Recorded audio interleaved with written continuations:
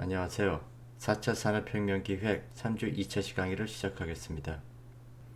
오늘은 New Computing Technologies, 새로운 컴퓨터 기술의 두 번째 시간입니다. 어떻게 급속한 하드웨어 발전이 있었던 무르스로 시대가 가고 AI 시대가 오는지에 대해서 말씀드리겠습니다. So this era is coming to an end. At the same time, another era has just taken off. 무르스로가 지배하던 시대는 가고 이제 새로운 시대가 시작하고 있습니다. We've been working on artificial intelligence for more than 60 years. I've had an opportunity over my life to meet most of the early pioneers, including the people that invented the term artificial intelligence. 인공지능이 시작한 지 60년이 지났는데 개척자들 대부분을 만날 기회가 있었습니다. It was 60 years of predictions that were unfulfilled. Massively unfulfilled. We didn't get close to what we thought we could do. 그동안 AI 관련자들이 했던 약속은 거의 충족되지 않았습니다.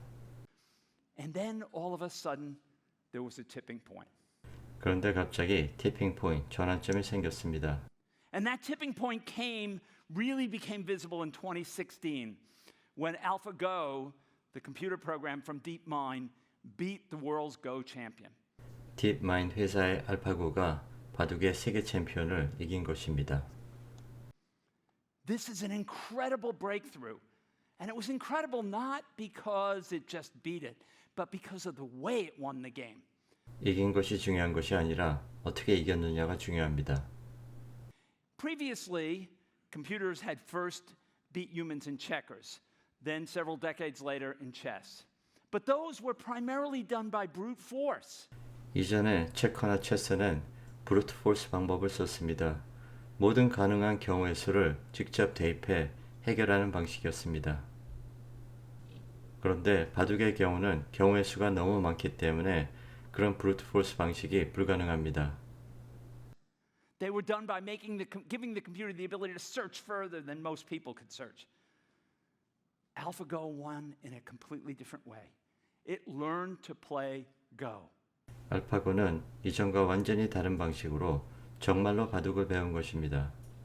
It made moves which master Go players labeled as creative, unusual, and it won the game easily.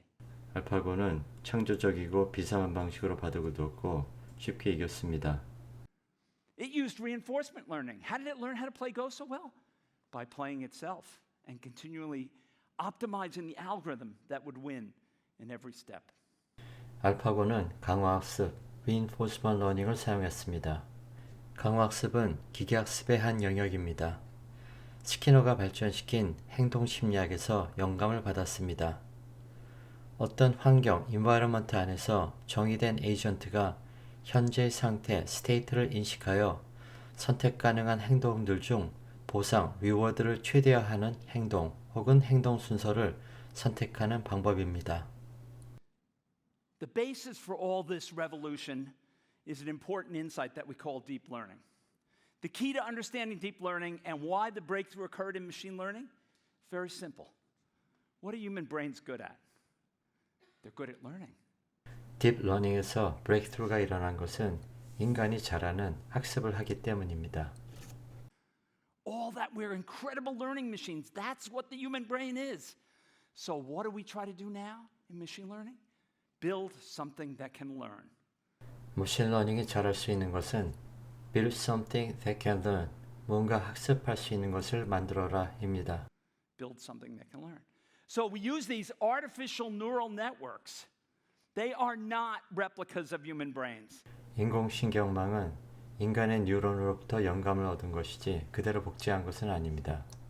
And we have a set of inputs on one side, we have a bunch of layers in the middle, and we have a set of outputs. 인풋 레이어가 있고 중간에 히든 레이어가 있고 아웃풋 레이어가 있습니다. And then we have weights that say if this weight is this from this input, then that's how much it counts on that input.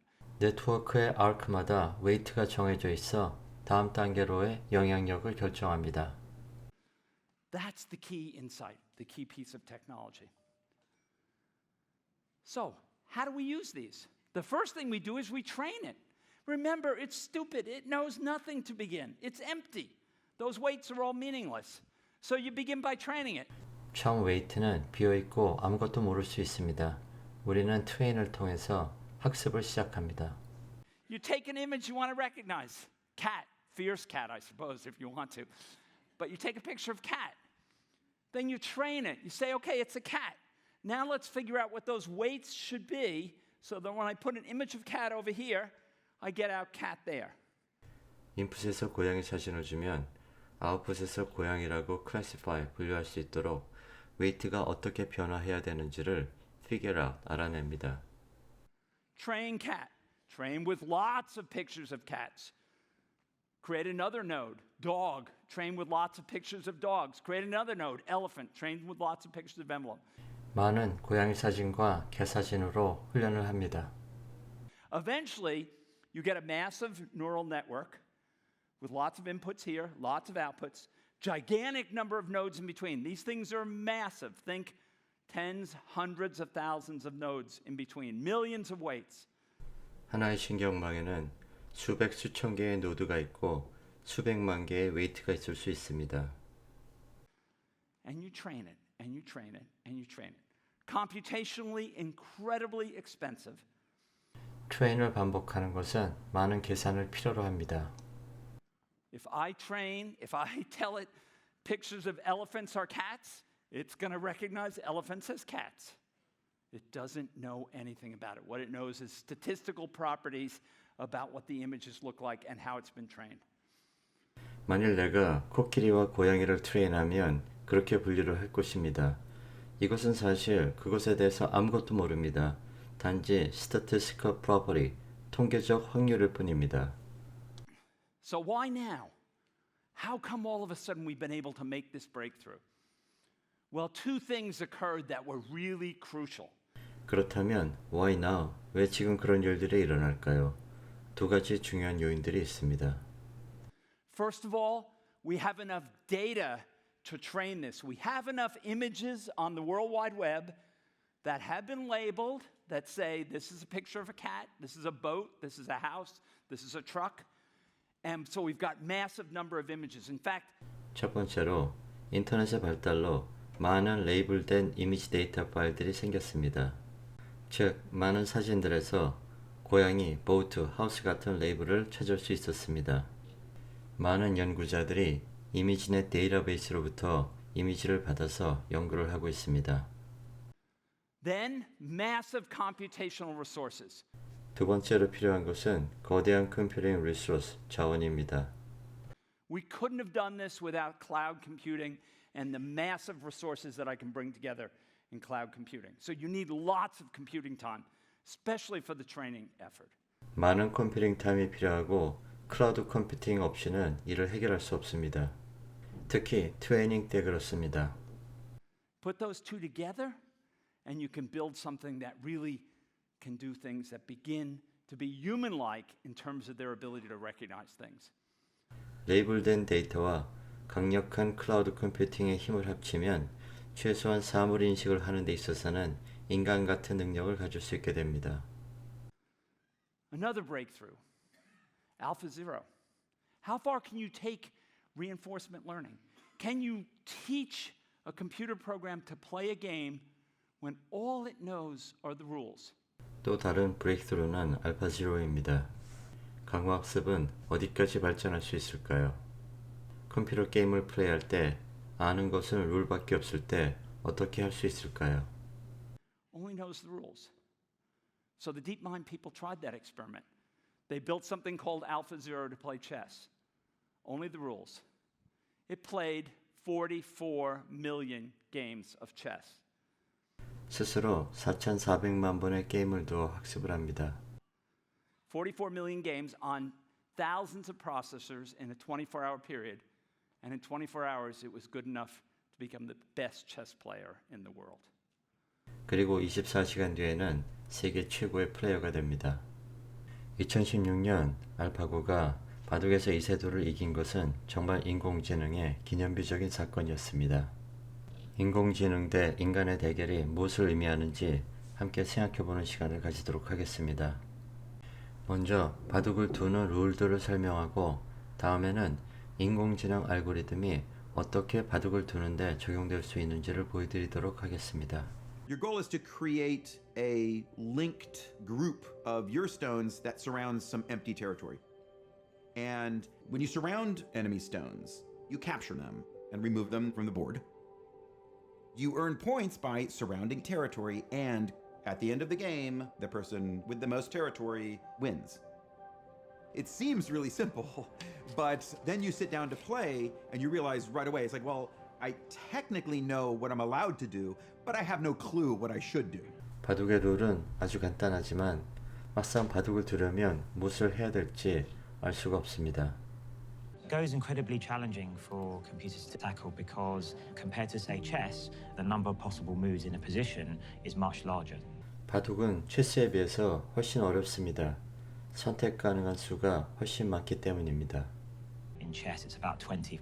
In Go, it's about 200. 체스가 약 20개라면 바둑은 약 200개 정도입니다. And the number of possible configurations of the board is more than the number of atoms in the universe. 보드에 있는 가능한 컨피그레이션 수는 우주에 있는 원자 수보다 많습니다. So even if you took all the computers in the world and ran them for 1,000,000 years, that wouldn't be enough compute power to calculate all the possible variations. 지구상에 있는 모든 컴퓨터를 써도 그 모든 컨피그레이션을 계산할 수 없습니다. 그렇기 때문에 과거에 썼던 브루트 포스 방식을 쓸 수가 없는 것입니다. We have to come up with some kind of clever algorithm to mimic what people do with their intuition. 최고 수준의 바둑 플레이어들은 인투이션, 직감을 사용하기 때문에 우리도 그것을 미믹, 흉내낼 수 있는 알고리즘이 필요했습니다. 처음에는 바둑 고수들이 두는 것을 따라했고 다음에는 강화 학습을 사용해 스스로 바둑을 배워나갔습니다. 그 결과 유럽 챔피언을 이기게 되었습니다. I lose 5-0. AlphaGo win all the game. After losing, you can feel his pressure is getting heavier and heavier. 기계인 알파고에 지게 되면서 그의 심적 부담은 점점 더 커졌습니다. 심리학 연구에 따르면 인간의 정서는 의사결정에 결정적 영향을 미칩니다. 알파고는 그렇지 않고요. Artificial intelligence researchers has solved the game of Go a decade earlier than expected.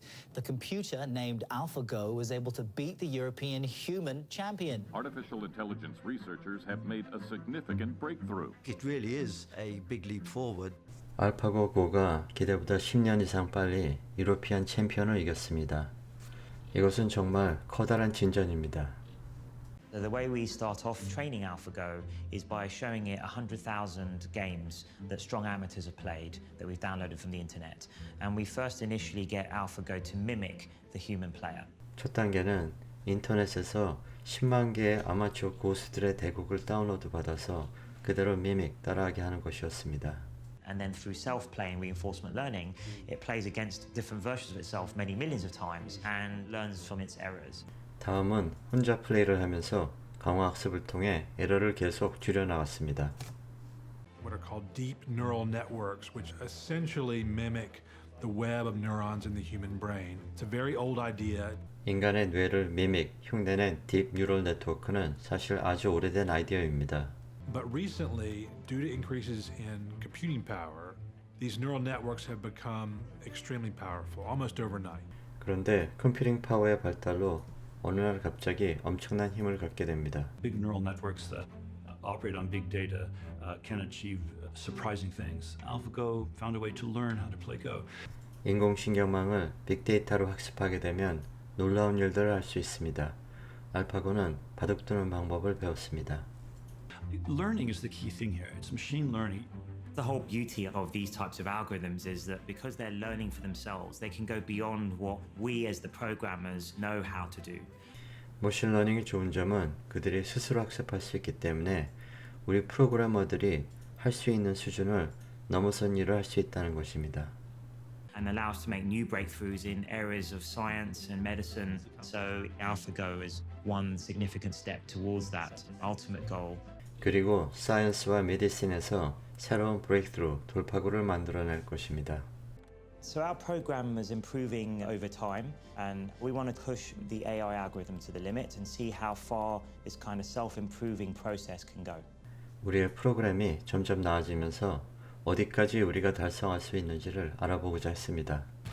A match like no other is about to get underway in South Korea. Lee Sedol, the long-reigning global This guy is a genius. Will take on artificial intelligence program AlphaGo in the ultimate human versus machine smackdown.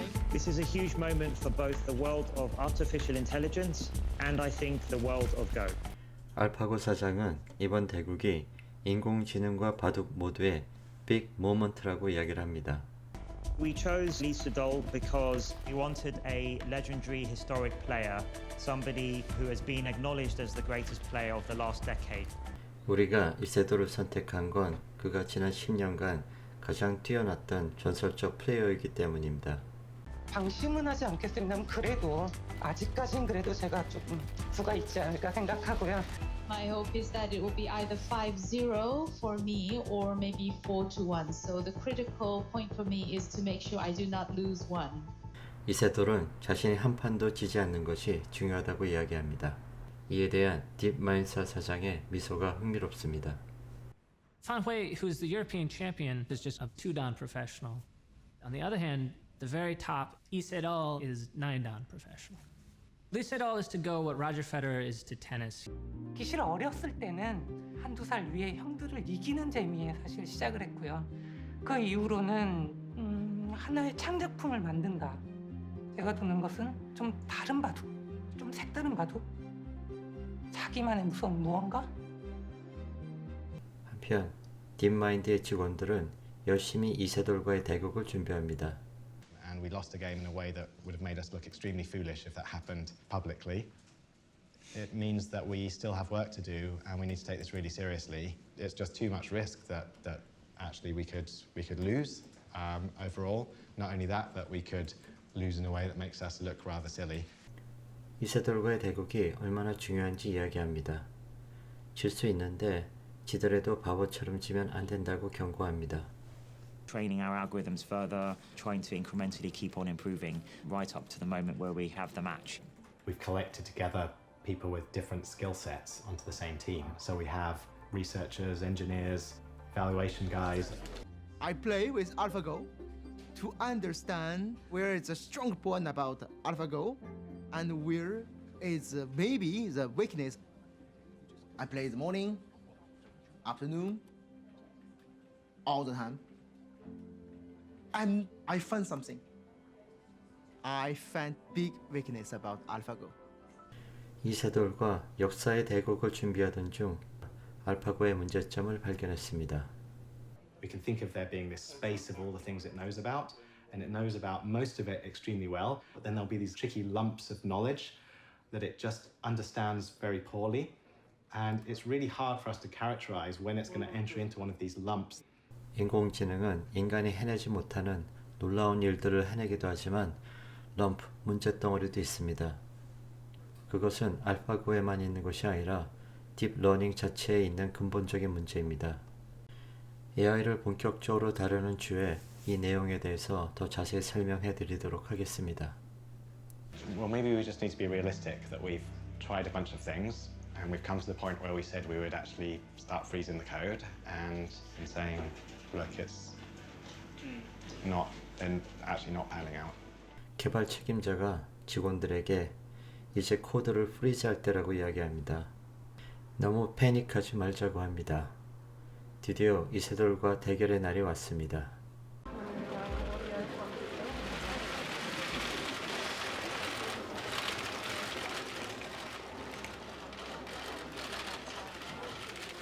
여전히 자신감은 있는 상태고요.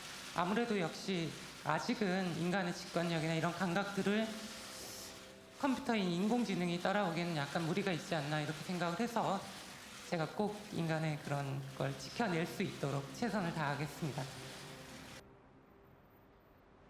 I just really hope we win this first game. If you lose the first game, you literally have to win 3 out of 4. Yeah, which is hard work. Yeah. Where are you going to be? I'll start in the match room, and then I'm going to come in here, make sure everything's Yeah, you should probably be in here. Okay. I know you're nervous. Yeah, I'm nervous. I'm nervous.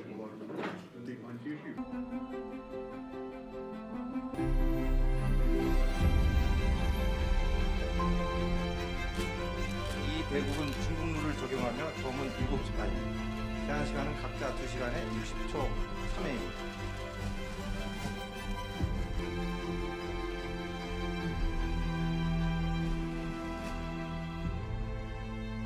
도를 가려주시기 바랍니다.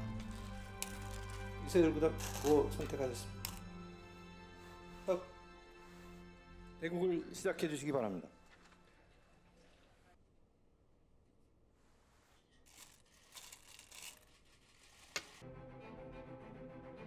We had worked so hard to make sure that this would go technically smoothly. We'd tested it and tested it and tested it, and still there comes that moment when you're live, all the TV cameras are broadcasting everything, and now it has to do the thing you built it to do. 아, 근데 여기서 알파고가 쳤을부터 지금 고민을 하고 있거든요. 지금 알파고의 시간을 한번 잘 보시면요. 지금 30초가 넘어가고 있는데 네. 근데 진짜 두 번째 수를 너무 생각을 하네요. 네.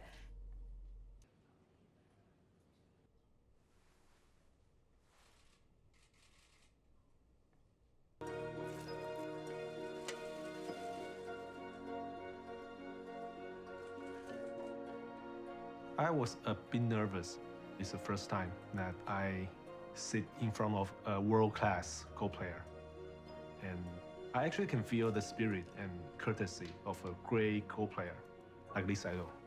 Because I think it is the first time he faced a strange opponent. I think it's not a human, has no emotion, it's cold, but he stayed very calm. And I can feel his mental strength.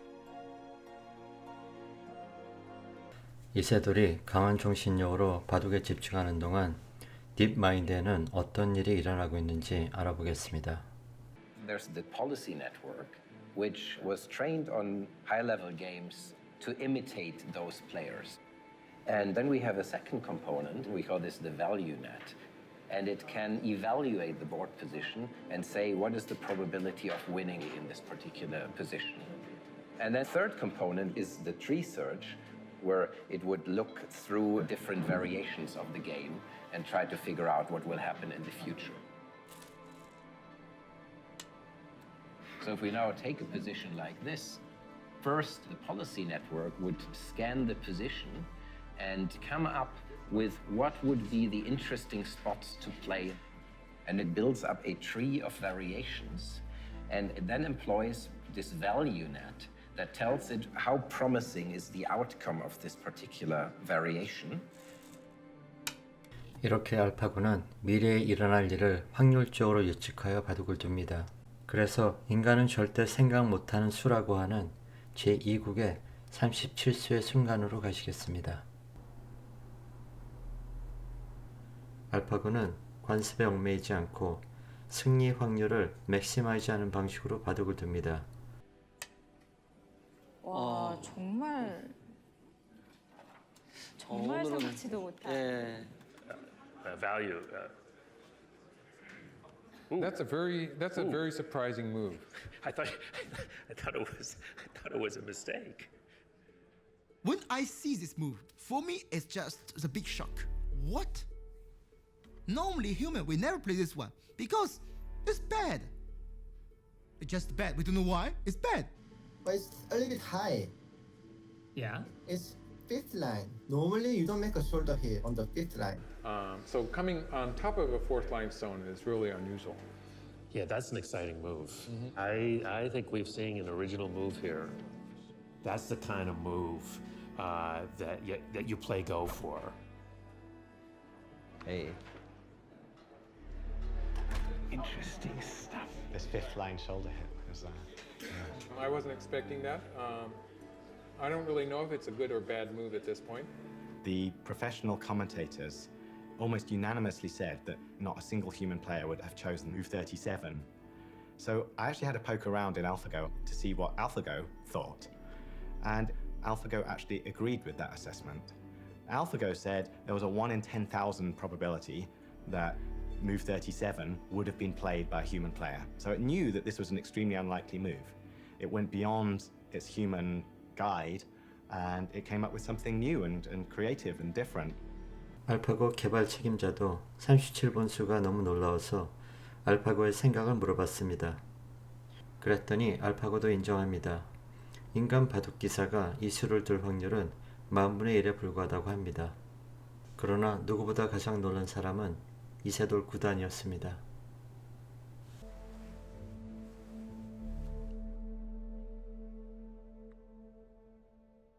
알파고는 기실은 뭐 확률적 계산을 하고 그냥 이기기 위한 그런 머신에 불과하다고 생각을 했었는데 그 수를 보는 순간 아니구나. 충분히 알파고도 창의적이다. 정말 아름답고 바둑의 그런 아름다움을 잘 표현한 수고 굉장히 창의적인 수였다. Normally he think about 1-2 minutes, no more. But this time he think more than 12 minutes. The more I see this move, I feel something changed. Maybe for human we think it's bad, but for AlphaGo, why not?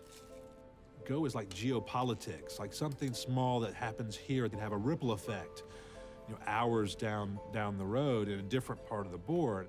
The game kind of turned on its axis at that moment. This move is very special because with this move, all the stone play before is work together. It's connect. It looks like a network, link everywhere.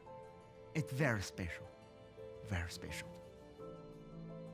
다시 한번 생각해보는 측면이 됐다는 게 그것이 포인트가 아니었나 싶은데 바둑에 있어서 창의성이라는 건 도대체 무엇인가? 이런 또 의문.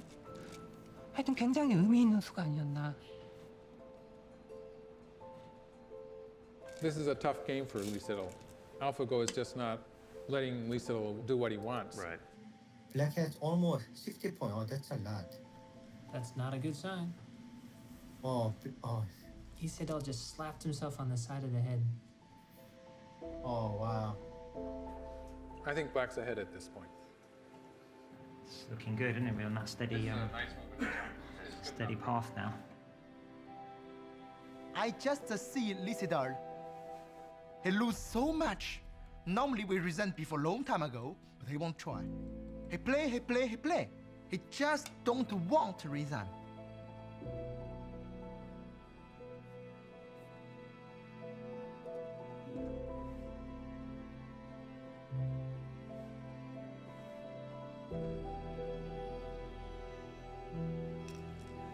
Because then White, he resigned. It looks like Lee Sedol has just resigned.